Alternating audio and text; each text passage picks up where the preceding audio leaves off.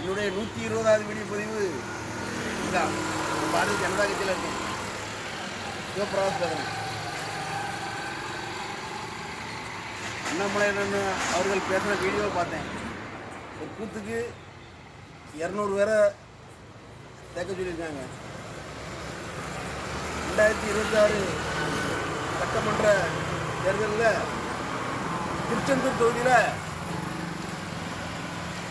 முதல்ல பிஜேபி கட்சியை நீங்கள் நிறுத்துவீங்களா, தைரியமாக நிறுத்துவீங்களாங்கிற கேள்விக்கு நீங்கள் தான் விட சொல்லணும்.